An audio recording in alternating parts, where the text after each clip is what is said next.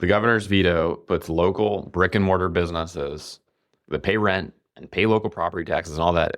The governor's veto places those local businesses at a disadvantage relative to Amazon. It makes no sense if you want actual business investment in your state.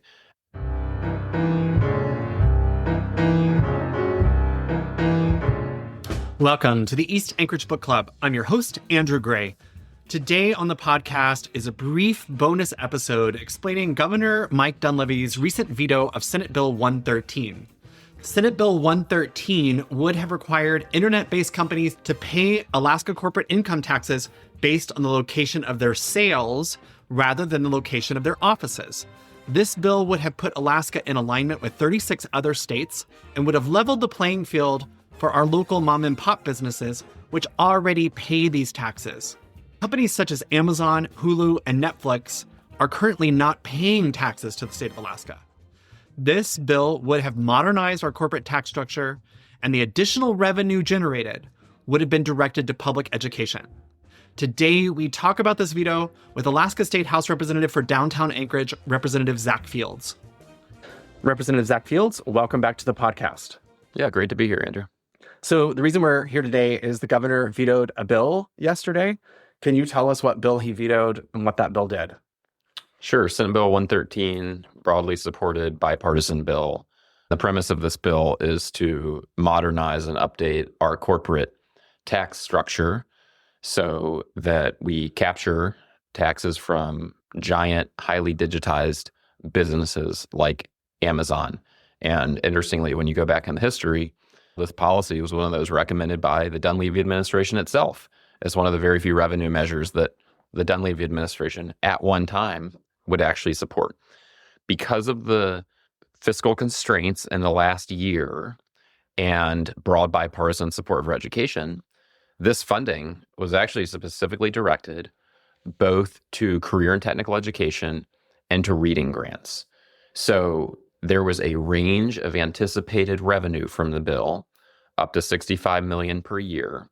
As it gets phased in this first year, we're probably looking at a loss of about $15 to $25 million for reading grants and career and technical education in our school system. So at a very simple level, this is another Dunleavy administration cut of tens of millions of dollars out of our schools. Ironically, once again, preventing funding to implement the reading program, the Alaska Reads Act, that Dunleavy claims to support. He claims to support it, except when a single dime goes to implementing it.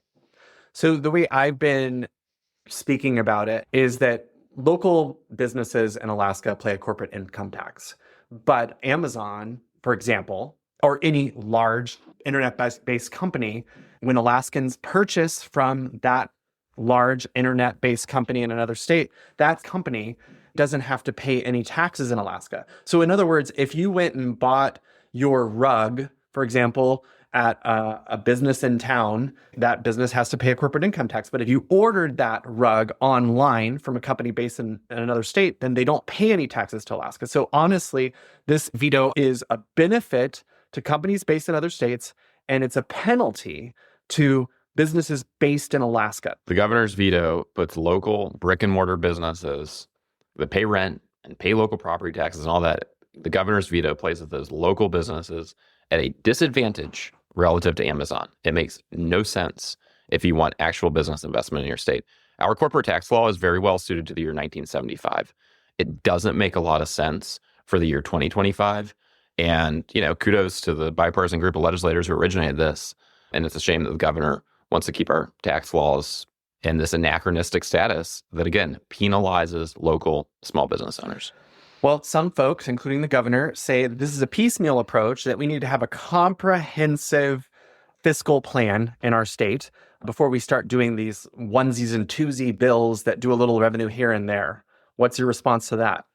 That's a ridiculous statement on multiple levels. Number one, the Alaska legislature is actually constitutionally prohibited from having a bill that does 50 different things at once. It's called a single subject requirement.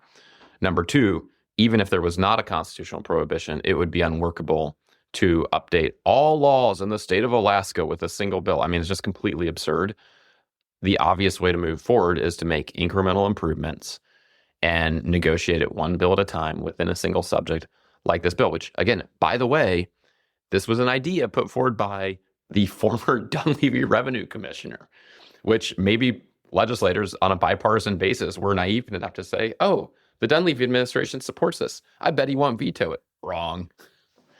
The other pushback that I've seen online is that some folks say that this might make it more difficult for Alaska-based internet companies to do business. People who want to defend the governor's veto are saying that this would actually prevent businesses from opening up in Alaska, and this would cost us revenue in the long run. The way that Amazon operates is they aggressively squash competition. So does Google. Very widespread evidence of that.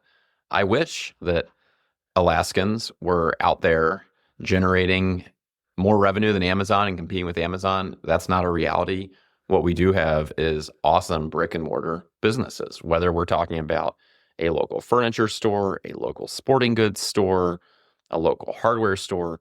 All of these brick and mortar businesses are put at a competitive disadvantage relative to Amazon by our current tax code. And I would encourage people to look at Amazon's business practices. What Amazon does is they actually copy successful products manufactured in America, and then they outsource them from China.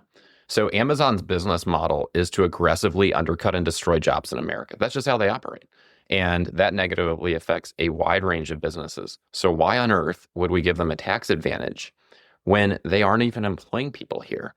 And when Amazon's business practices are leading to vacant storefronts and economic malaise in Alaska, it makes no sense. We really should just have a level playing field so that whether you have a brick and mortar store in Alaska or you have a highly digitized business that operates in Alaska, you just have a level playing field. That is such a no-brainer. Well, given this veto, I'm sure there are folks out there wondering, well, can we override it? This bill passed with 42 votes, yeah. With 42 votes.